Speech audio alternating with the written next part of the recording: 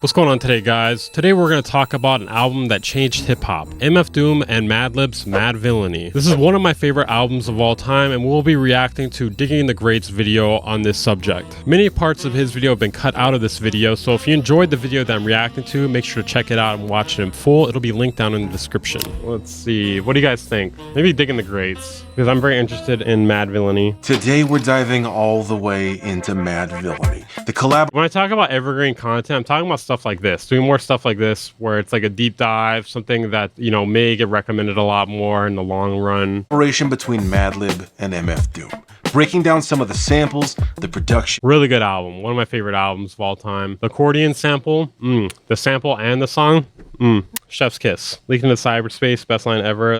The rhymes, the story behind this album, and seeing how Doom and Madlib's indifference toward hip-hop is actually what makes this one of the best hip-hop albums of all time. Let's take it from the top. Madvillainy. Bro, I can never get over, I don't know, man. It sounds so fucked up. I can never get over the size of this guy's head. It just always, every time I see it, Opens I'm definitely an Infiltrator fanboy. I'm an Infiltrator fanboy. with the illest villains, which is essentially an instrumental skit. This feels I've actually paid for their shit. I pay for my shit. I pay for my shit. like a continuation of MF Doom's debut Dude, that clip though, I gotta pull that clip up to play randomly too, like the research clip. I pay for my shit. Mind you, I paid for my shit. album, Operation Doomsday. But this track feels like it's pulling Doom out of the comic book world and into the real world. I mean, for one, let's just compare album covers. Operation Doomsday is a straight up comic book, while Maybe this is where Kenny Beats has been, man. This is Kenny Beats in disguise. Madvillainy is this gritty photo of Doom himself. Throughout this album, there's voiceover from an old fan. That's a really good point, dude. That is like a gritty picture of Doom himself, where normally it is a cartoonish picture. That's an interesting point. Fantastic Four cartoon, but on Madvillainy, it's a more real world sounding voice. America's two most powerful villains of the They still use the cartoony samples though, next decade or the cartoony, vocal samples. is turned loose to strike terror into the hearts of men. This is sampled from multiple sources, including a documentary history of the cult villains from 1989. But between this voice and the album cover photo, it feels like MF Doom, the hip-hop supervillain here to destroy rap, has come into our world. MF Doom is such an interesting rap figure because like when you look at it on paper, sometimes his rapping is relatively offbeat, but like something about that makes it more interesting, you know? But his lyrics are also so strange, that's also what makes it really interesting, and his rhymes as well too. Sound effects, organs, guitars, and more. It's a perfectly unsettling way to open the album, setting up what we're about to hear, a collaboration between MF Doom and Madlib. And actually, while Madlib produced this album, this opening is the only track that they both produced. We have so much more to cover on the story of this album, but let's keep moving to the first song on this album, Accordion. This album is revered as one of the greatest hip-hop albums of all time, and the sources that Madlib pulls samples from is as wide as you could possibly imagine. For instance, Daedalus. Yeah, dude. People say you can't sample recent music, but bro, this Daedalus song, I played this last stream, I think, or one of the last streams. Daedalus, accordion. This is from 15 years ago only. And they say you can't sample recent music, man. But like, dude, we're one of the greatest samples of all time. Dude would apparently pay people to put on the mask and do shows from. Oh yeah, that's a whole nother deep dive. He's like Dilla, but with words. Okay, I was like wars. He's like Dilla, but with whores. The origins of modern sampling is sampling your parents' music. True. I actually like Daedalus without even knowing it. I didn't even know this sample was from Daedalus when I first heard it. by Daedalus, specifically the song Experience, because nothing says hip-hop quite like accordion, right? What's with the left channel there? But My left ear is loving this right now. Madlib has taken this unusual sample and made it one of the most iconic opening songs ever.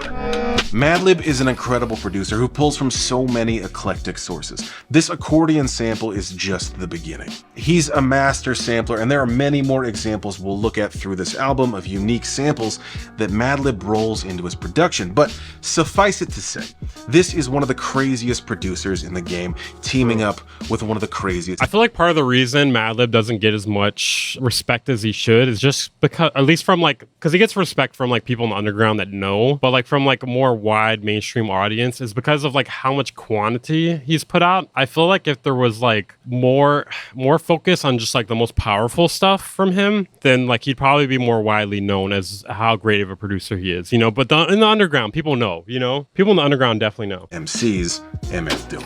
We've looked at Doom's insane rhyming style in my breakdown of Operation Doomsday, but Doom continues his next level rhyming on this album. So many of his lyrics take multiple listens to fully unpack the references and connections. For example, here's part of his verse on accordion. I'm gonna isolate the vocal so we can focus on what he's saying. And so we don't get copyright claimed. I like it. I like it. I respect it. I'm going to utilize it to my own advantage when this goes up on the second channel. Just before this, he's talking about how he doesn't have a lot of time because people are after him, and he and Madlib are essentially living gods. They can destroy anyone. Swords, a line about AIDS, drug fiends. Honestly, there could be a— Wait, what is the lyric? It's like, hey you, don't touch the mic like it's AIDS on it. a whole video just on the lyrics of this song. But anyway, then Doom says, That's why he bring his own needles and get more cheese than Doritos, Cheetos, or Fritos. Slip like Freudian, your first and last step to playing yourself like accordion. needles referring to drugs, but also record needles for sampling.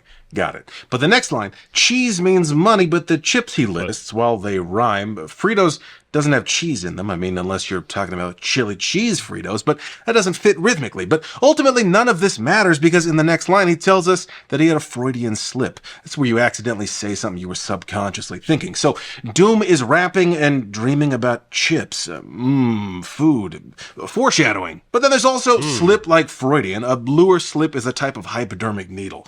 This kind of dense wordplay is what Doom is known for, and he continues that on this album. And then we have the last line, your first and last step to playing yourself like an accordion.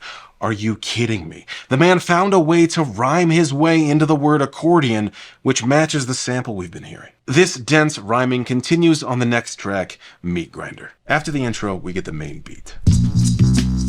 The main sample is from the song Hula Rock by Lou Howard and the All-Stars in 1975. So again, he's turning a hula The percussion on this one is so sick. influenced 70s song into a raw-sounding hip-hop beat. Madlib's crazy. Madlib grew up in a musical household, his parents being musicians and his uncle being a jazz trumpeter. One of his early releases was with the group Loot Pack, which released their debut album in 1999 on Stone's Throw Records. In 2000, Madlib released a solo album under the name Quasimodo, but by 2001, he had become Quasimodo's also dope. bored with hip-hop. He then started releasing music under a new project, Yesterday's New Quintet. It's hard to call this one specific genre, but the biggest influence is jazz. For example, check this out. Now, the rest of this album has soul influences, and the way it's produced sounds very hip-hop, but it's a unique mix of genres. Plus, this quintet is fictional aliases. It's all Madlib, either chopping samples or playing live instruments. And while this is great music, the label, Stone's Throw, wanted to get Madlib back into hip-hop. Bro, I can't look at Stone's Throw the same, man. One of the people at Stone's Throw is actually holding the notebooks from Doom hostage. Like, what's his name? I can't think of his name. God damn it. Okay, hold on, let me just pull it up here real quick. Stone's Throw, MF Doom, rhyme books. Watch this. MF Doom's estate has filed a lawsuit against a former Stone's Throw collaborator for allegedly stealing 31 of the rapper's rhyme books. I actually want to do like a deep dive on this. I talked about it at one point before, but maybe I can go deeper. There's a video on my channel about it. According to Billboard, I could probably maybe title it something better that's more related to this. According to Billboard, Doom's widow has sued the ex-label executive Egon over the notebooks. Pretty fucked up shit, dude. Yeah, Egon. I don't know where they're at with this currently. Pretty fucked up, man. Like, especially since he died, man. Give that shit back. What is wrong with you? The former manager of Stone's Throw recalled, I was looking to do anything to kickstart his interest in hip-hop. We had the chance to do a Messed up, yeah. Unusually scummy in the world of music. Nope, that's true. reunion album of Loot Pack. I got them weed, booked studio time, and it fizzled out. Madlib himself has said that he gets bored of hip-hop every few years and wants to do something different. Speaking of, here's the next track, Bistro. Now, on this track, Doom himself introduces all the characters on the album. Doom is himself a character who Daniel Dumoulin invented, but Dumoulin has many characters that he raps as, including King Ghidra, Victor Vaughn. He introduces all of these as well as Madlib and his alter egos, Quasimodo and Yesterday's New Quintet. MF Doom... Yeah, Stone's Throw, man. I like Stone's Throw, or I like the music they've released, but I don't know, man. They've done some shady shit It's just not good. Is such an interesting person. Well, let me clarify. Daniel Dumoulin. MF Doom is a character that Dumoulin plays. And Dumoulin has a completely different approach to hip-hop than many rappers, and one that angered a lot of fans when he was frank about it. In a 2019 interview with Spin magazine, he was asked if he played any of Madvillainy for his young son while they were making it, and he replied, "Nah, I would go to work and do the work. I don't really do music at home. We listen to music, but I do that just to get money. I write rhymes and to get money. Other than that, I don't listen to hip-hop music." What the fuck? Wait, this is Doom saying this? "I listen to jazz music." He's a fraud. He's a big old fraud. "And instrumentals and like that. I only do this." I listen to jazz music, instrumentals, and shit like that. I only do this for the simple fact of points per rhyme. It seems to be a profitable thing these days, and nobody else is really paying attention to it. You can be about your points, and if nobody else can do it, you can get some change off that joint. Because you're the only one doing it like that. That's what I get out of the rhyming. This is a loaded quote that seems to go against everything hip-hop stands for. He doesn't— He's a shill, a grifter. Listen to hip-hop, and he's only in this for the— John Wayne was also on Stone's Throw at 1.2, if I remember. I want to ask him about his experience. I don't know if he'd be like candid about that though. Money? Now, the argument could be made that Dumoulin is embodying the supervillain here and saying inflammatory things to get you riled up. But I'm gonna take him at his word when he says that he doesn't listen to hip-hop and only does this for the money.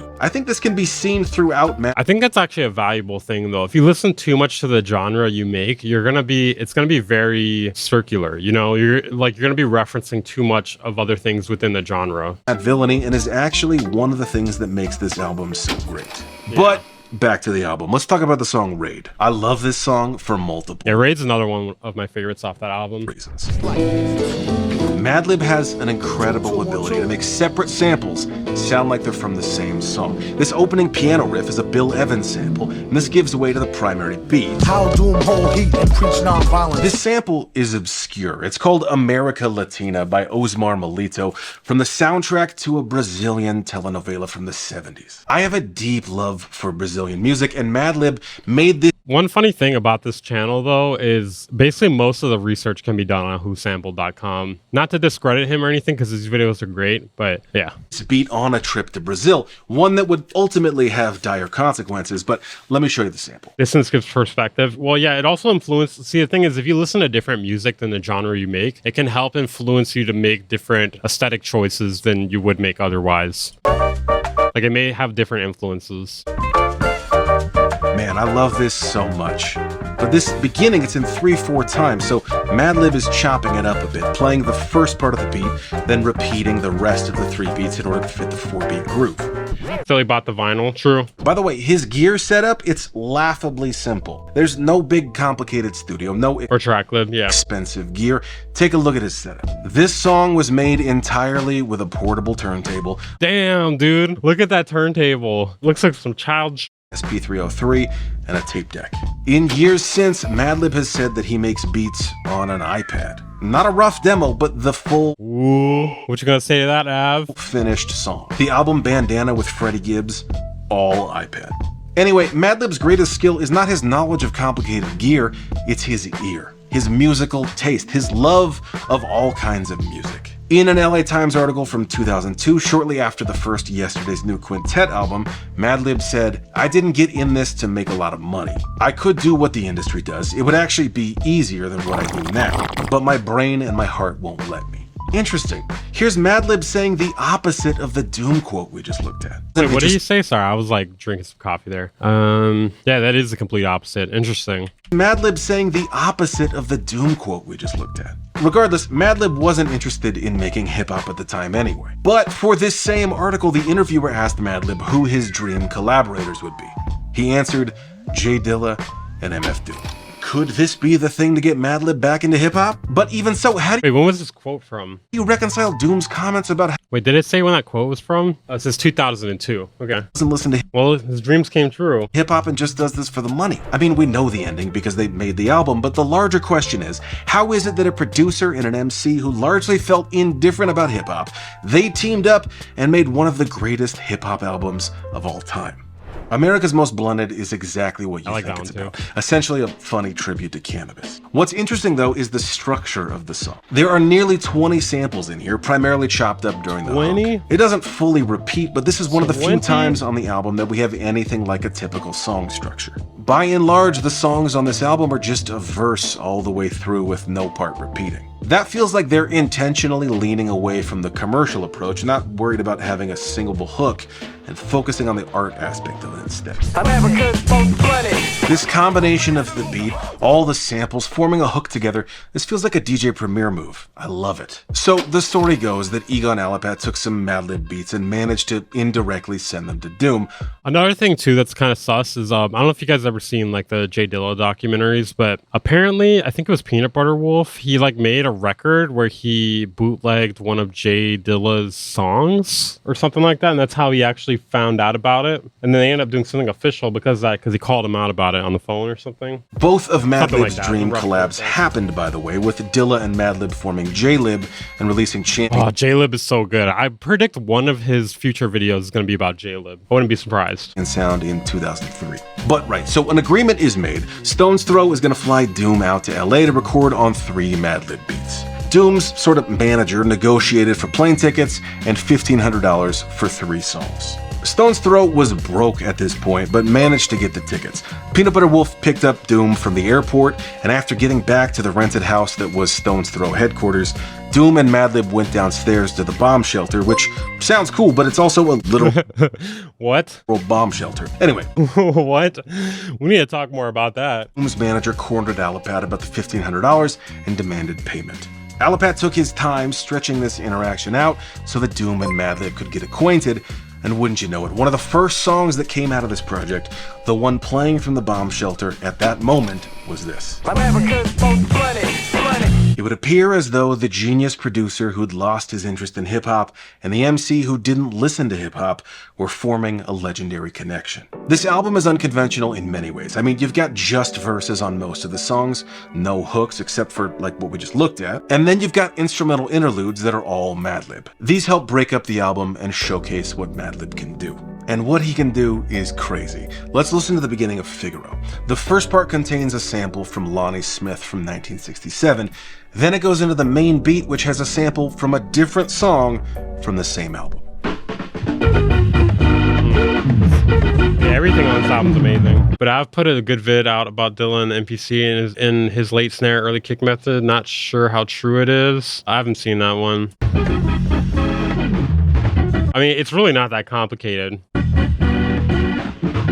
Just don't quantize. The rest is empty with no brain, but the clever nerd. Beats sick. Hey, busy. Hey, appreciate the sub, Grim Hyena. Remember, guys, if we get to 100 subs by the end of November, I'm going to replace this with the SM7B. I will pay the difference to pay for it. So I appreciate that. Really appreciate that, Grim Hyena. Ever heard? I don't really have a way to explain how crazy that is. The jazzy opening sets up one expectation for the song, and then the main beat comes in slower, harder, and the contrast of the two is incredible. Strange Ways sees Doom rapping about more serious social and political issues with the worry about that shitty video camera. What's wrong with my video camera? My camera's great. Have you seen these pores? Look at these pores. Have you seen these pores, man? Look at that. I can zoom in too. Back up! People actually told me to back up the camera. They're like, back up the camera, dude. Back up the camera. We need less of that. First verse focused locally and the second globally. He criticizes police who are interfering with a father. You're right. You got more pores than that mic you looking at. Father doing what's necessary to feed his child and saying that in war, all you get is lost children. Doomale was a father himself. In fact, this is one of the I didn't know his real name was Doomale. Motivators for finishing the album. It's genius. It's a genius name. As he stated, I'm staying in LA and I'm trying to get back to my children, working as fast as I can without sacrificing the quality. Here, I think we get a peek into Doomale's mind and motivation. So when he says things like he only raps to make money, he doesn't mean that he's trying to get nice cars and jewelry. He's got a family to take care of. Doomale's son Malachi was born just before Doom and Madlib started working on this album, so he's far from home with an infant to get back to. By the way, Doomale had a total of 5 children, which, considering how expensive kids are... I didn't know that. Sure, I mean, I think I get it. He's rapping to get money to provide for his family, but at the same time, Bro, Having one kid is crazy, man. The amount of money and time. Describes himself as a writer, and he's trying to write a classic book that you'll want to recommend to someone. He meticulously writes and rewrites, trying to make the most interesting formation of words possible. He's a master of his craft, but at the same time, he needs to get paid. Fancy Clown features Victor Vaughn, another Doom character. He's a younger fan of Doom. His girl has cheated on him with Doom, so yeah, this kind of gets meta, but it's fun to see Doomily rap as someone else, saying he's going to beat Doom up. Doom and Madlib both recalled the recording process of this album as very I think that's something that people need to utilize more with writing in hip-hop, is like writing from another person's perspective or another character's perspective. Remarkable. Madlib would be downstairs in the bomb shelter making beats, Doom would be upstairs writing rhymes, and Doom says they barely even spoke and communicated telepathically or through the music itself. Yeah, that's how it made This was, of course, after they worked out an additional deal for the full album. This album was primarily made at the Stones Throw house, though Madlib made some beats like Raid while on a trip to Brazil. That photo I showed you from earlier, that was Madlib's setup at his hotel in Brazil. That trip would be important to this album for multiple reasons. For one, Madlib found samples like the telenovela song for Raid, but also because a cassette tape of much of the album was stolen from his room and leaked on the internet. This was the earlier days of the internet, so That's crazy, bro. To like break into a hotel and steal a demo to leak on the internet from an underground artist? That's crazy. That's deep. Now let's talk about the most famous song from this album. Madlib took the song Bumpin' Bus Stop by Thunder and Lightning from 1974. It's the hottest That just increased the hype for this album. Ready? Just those drums right there. This has been sampled many other times by artists like Tribe, Slum Village, Gangstar, and more. But Madlib took this and combined it with music from two different TV shows, like The Streets of San Francisco and the show Ironside. Man, he took all of that and turned it into one of the most iconic hip-hop songs of all time. It's like some rubbing your hands music, about to do something crazy. Call me your majesty. This is Madlib in top form, and Doom as well. Again, this could be its own video breaking just this song down, but the rhyme scheme is going butter, cutter, utter, and then he gets interrupted, responds by saying, "Don't talk about my moms, yo," and then makes that the new rhyme. In fact, after the initial album leak, after they took a break to focus on other projects, fans started telling Doom and Madlib how much they loved the album and couldn't wait to hear the final thing. That's when they picked it back up, finishing the project, but not before Doom re-recorded all of his verses for this album. You can Google the demos if you want, but the final version of this album has Doom with a much darker tone. It's grittier, it's more raw sounding. So how do we reconcile this? R.I.P. Doom said he doesn't listen to hip-hop and only raps for money, and Madlib was bored with hip-hop, and Stone's Throw really had to pull some strings to get him interested in making hip-hop again. How is it that these background beats are sick? Two, a producer and MC completely indifferent toward hip-hop, ended up making one of the greatest hip-hop albums of all time. I think that their indifference isn't a weakness, it's actually the secret. Dude, look at that thumbnail, that's crazy. MF Doom got some crazy nails, dude. Ingredient to the whole thing. It's not a problem that needs solving, it's the answer itself. The combination of sampling lawsuits and the fact that music production is getting cheaper means that producers are sampling. He got crazy thumbnails. Ed Tonte should hire whoever does his thumbnails. No, he should hire me. You see my work? Me. Bro. Less. They can make a new beat from scratch easily without worrying about sample clearance. And hip-hop is so popular in the mainstream that MCs just need a... Bro, I still can't believe that. Casey threw me under the bus, man. He looked like a fool. And we got Ed Tonte offering to do my thumbnails now. Few good rhymes and a catchy hook, and you've got a hit song on your hands. Made easy, no sample clearance necessary.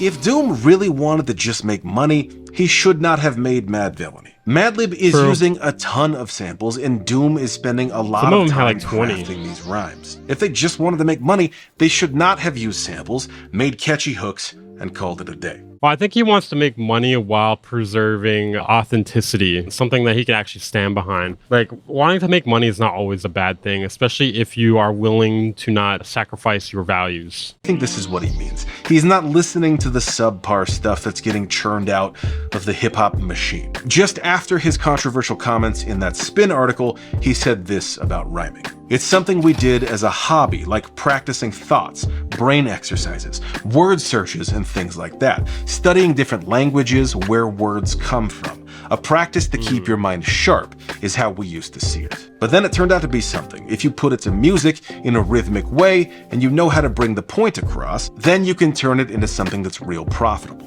I'm blessed to be part of this whole thing from this hip-hop experience. Musically, hip-hop started by taking the funkiest part of a record, looping that, and keeping that vibe going. This evolved into sampling, but in order to sample well, you have to know a lot of music and know what kinds of things you like and don't like. That way you know what to grab as an ingredient to make something new. It's not just about making a beat, it's about having a deep love and appreciation for music in general. I don't like people who dismiss sampling as art form. Yeah, especially if, well, just in general, but especially if they are involved in rap and hip hop. It's crazy. UK rappers have like good writing, but took ages for it to get noticed. Dude, I've been really getting back into grime lately. Just like, I don't know, I really like the beats and some grime music, especially when it's got like a really nasty bass, dude. I love that shit. And making a hip-hop beat out of Listening to a lot of Skepta. That's why this album feels the way it does. Madlib loves a wide variety of music and listens with open Yeah, Jamie's fire too, dude. ears. He approaches his productions with respect for the music that he's sampling. Let's separate the idea of hip-hop as an art form and hip-hop, the genre of music. Hip-hop, the art form, is about the love of music and the love of rhyming. Some of the most musically knowledgeable people in the world are great hip-hop He's probably talking about the producers. genre of DJ music. Premier, Q-Tip, J Dilla, Pete Rock, Madlib. The music coming out of them is often hip-hop, but the music going in, that could be absolutely anything. That's the magic of hip-hop production. And that's why Madlib's indifference toward hip-hop made this album so good. He was more focused on jazz or Brazilian music or random TV show themes or anything else, and by getting away from hip-hop, the genre, it brought him closer to hip-hop, the original art form. It's a celebration of music of all kinds, sampling at the highest level possible. And that's why Doom's indifference toward hip-hop made this album so good. He was there to make money, yes, but he's also there to enjoy the English language. Enjoy figuring out how do you get from groovy dude to butter, or slip like Freudian, played yourself like an accordion. By getting away from hip-hop, the genre, it brought him closer to hip-hop, the art form, a celebration of language, rhyming at the highest level possible. This album is a classic, revered as one of the best of all time, because Madvillainy isn't focused on beats and rapping. They're focused on music and rhymes. And isn't that, at its core, what hip-hop is?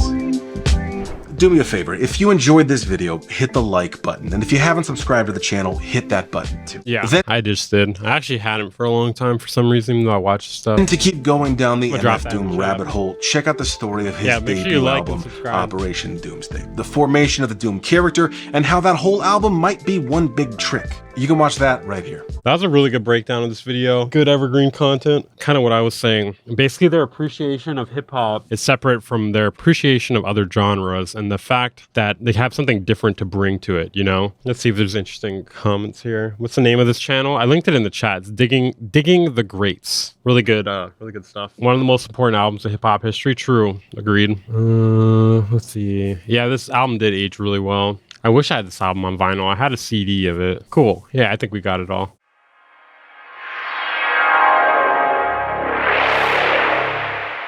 Bang Incorporated.